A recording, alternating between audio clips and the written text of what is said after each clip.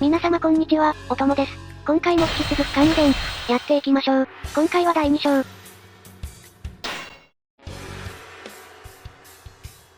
黄巾の乱が鎮圧されても、天下に平穏は訪れなかった。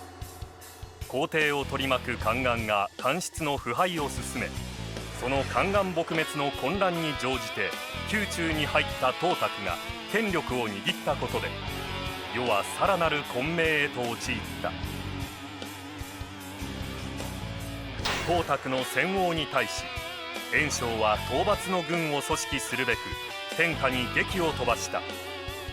関羽の義兄となった劉備は官室の安寧を取り戻すためにと参戦を決意。関羽もそれに従い、張飛と共に五郎関へと向かった。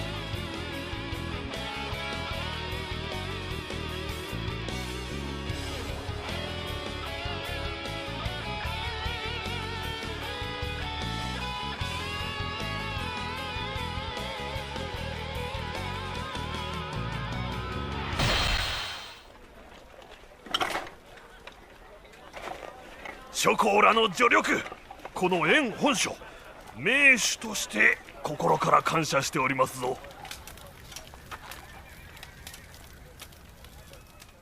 言葉を交わさずともわかる。にじむ欲望がこの者らの本質か。そう露骨に嫌な顔をせずともよかろう。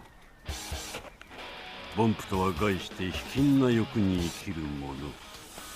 違うか、関羽。なぜ拙者の名を。お主が凡夫を嗅ぎ分けたように、わしも英雄を嗅ぎ分けたまで。急ぐこともあるまい。この宋猛徳と杯を交わしてゆけ。かたじけない。だがまずは武人の務めを果たしてまいる。あの宋、あの気風、宋猛徳殿、底知れぬ御仁よ。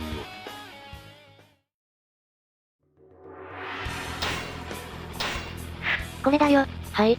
そんで関羽伝にとって、ここは撃破数を多めに稼ぎたいステージ。目安は一応700人。でも目安は関東のが多いんじゃなかったっけ？そう。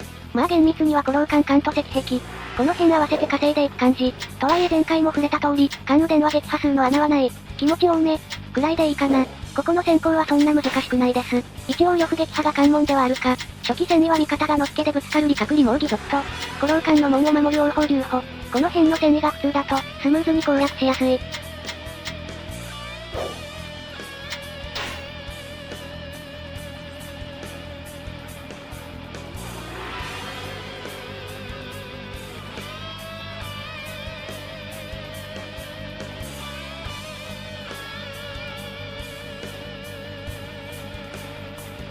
それじゃあ始めるか。関羽伝第2章。五郎関の戦い。打倒董卓連合に、劉備張飛と共に加わった関羽。五郎関で待ち構えるは強大な董卓軍。そして鬼神呂布、青龍演劇党の義の刃が、悪楽の牙城を両断す。躍進、董卓とその一派を壊滅させる。進め、官室の平穏、我らが取り戻すのだ。では始めていこう。まずはリスク隠しを切りつつ南東から北上。そしたら中央飛んで落として、味方本体の進軍経路を確保する感じ。とりあえず連部上げがてら、戦っていこう。関羽は素でも問題なく戦える。副将が増えてきたらさすがに勝ったるいけど、思ったより素で数も機動力もあるんだよな。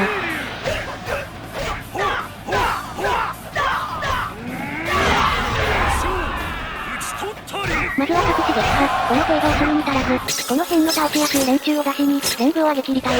連所も早めに確保したいな。次は隠し、今体当たりからのジャンプ強で、かなり削れてます。体力2割くらい飛んだか。これ、体当たりとジャンプ強。それぞれ当てる調整はやや難しいけど、できれば敵将を多少削った上で、即へ陸に掴めて速攻可能。攻略のテンポをぐっと上げられます。おすすめ、これをやることで、敵将のガードとき巻きや崩す工程もスキップできるからな。そこもテクイ。続いて中央砦の制圧。関羽のジャンプ強って地味に飛び道具なんだよな。そうそう。長い武器勢としては、ちょっと珍しい。ただ他の飛び道具型武将に比べると、エアカッターが上下ともにやや小さい。だからちょっと当てづらいのが残念。マスコミ性能の光。まあ関羽はジャンプ強の需要は必須じゃないから。さほど痛手ではない。のっぺりと理樹撃破、制圧にかかりましょうか。長物武器だから適正掃除も楽々。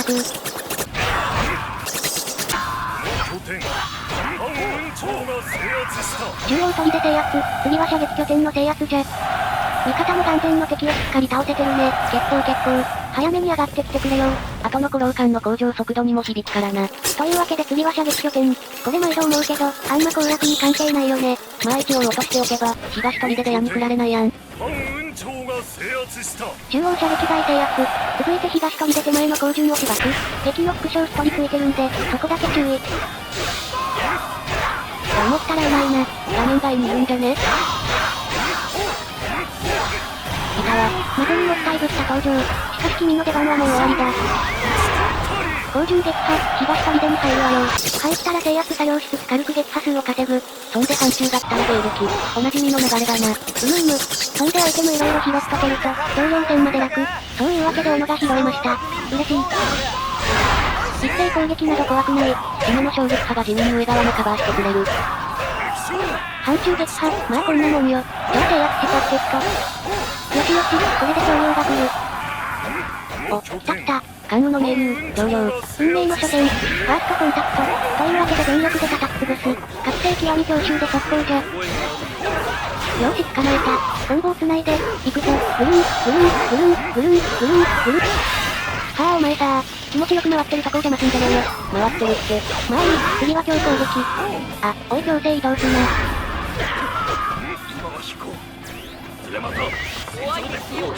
上量撃破したけど閉まらねえよ。つばせりに騎馬隊。やぶりっすね。まあいい、こういうこともあるよ。しかしせっかくの頂領戦だったのに、関羽伝で頂領と戦えるのってここだけだもんな。最初で最後の対決が、話を戻して北東射撃拠点を落とす。反雲長が制圧した。落としました。早いね下の女衛の撃破だけ手伝ってやるかな。そんで味方軍団の戦意も上げられれば、御の字。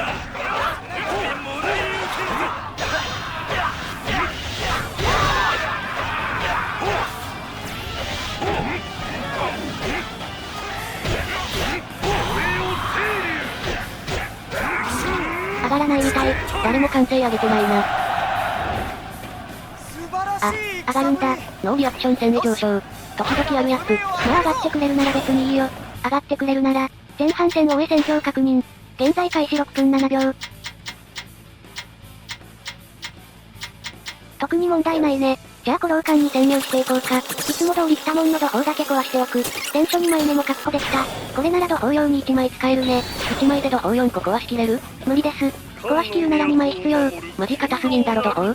それだけじゃなく関羽は結構鈍足なのが辛くてな。だから1個壊してから次の土砲までくれるのに、地味に時間がかかる。このせいでせっかくの強襲の30秒間も、活用しきれないという、関羽見脚案じゃん。事前に走って発動させとけば？いや、飛騨天下と違って見脚の速度上昇は10秒しか持たない。だからほぼ無意味。馬上攻撃の初動が遅いし、投資スキルもないから馬上ランジも打ちづらいと。逃げ場がない。削り効率自体はいいのにな。でももう切れちゃうか。ああ、切れちゃってる。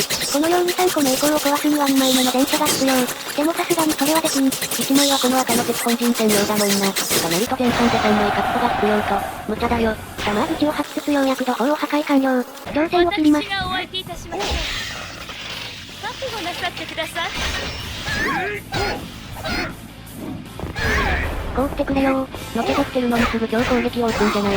横着すな。毎度思うけど、ガードブレイクつばせり弾き返し後とかに攻撃すると、浮いちゃうの辛い。のけぞりが収まるのを待たないといけないせいで、テンポ悪いんだよな。強攻撃の連撃でも浮いちゃうせいで、ガード崩しとしても削りとしても、間接的に使いにくくなってる。あとは力武器なんかも、崩した後ダイレクトに連撃できないから、旨味がかなり減退しちゃってる。惜しい。挑戦撃破、マーク戦など戦よ。これで鉄本陣に突っ込む準備が整った。突っ込む前に戦況確認。現在開始8分50秒。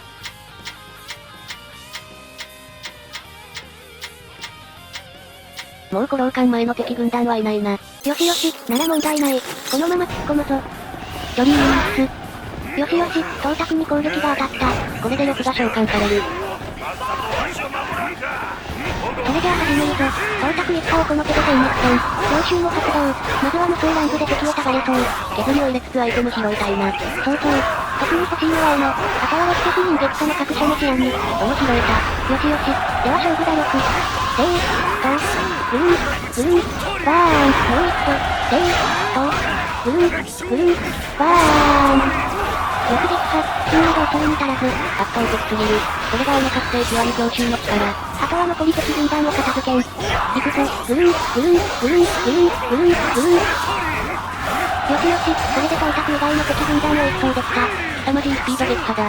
撃破数のために制約もしちゃいましょうか。一応700人は切る必要あるんで、まあ正直制約までする必要はないんだけど、700なんてもうすぐ超えちゃうからな。まあでもせっかくだしね。拠点耐久削ったのにこのまま離れたら、戻っちゃうし。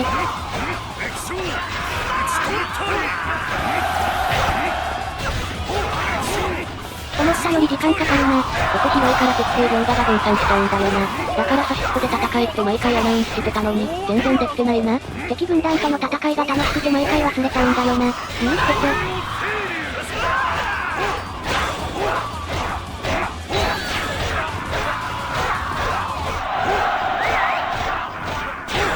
よしよし、やっと落とせた。撃破数784人。大盛況だぜ。じゃあ来たもん前に戻って勝者の門突を見守ります。なんだけちゃっちゃと開けてくれよ。ここでの工場作業は遅くなりがちだもんな。そうそう。土砲が多かったり城門前が広かったり、公平召喚拠点が遠かったりで。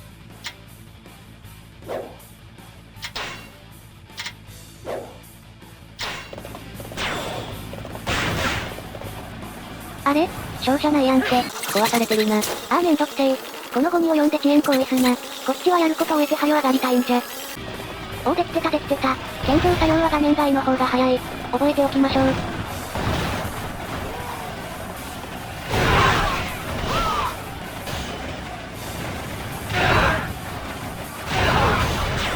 よしよし、あと一突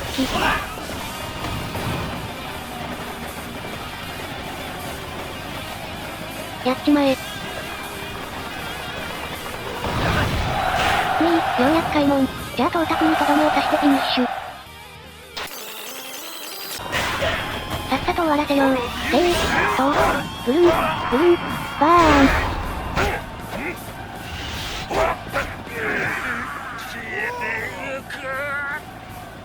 わしの野望が到達撃破、これで攻略完了です。城門突破に時間がかかったが、なんとか勝利だぜ。皆、よくぞ戦った。我らの勝利である。反雲長、意を貫き進むのみ。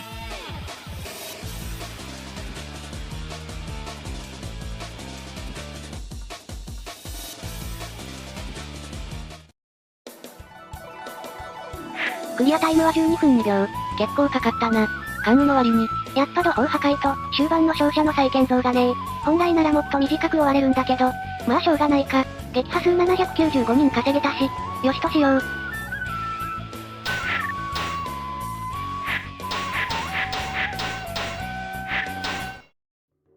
では、関羽伝第2章はここまで。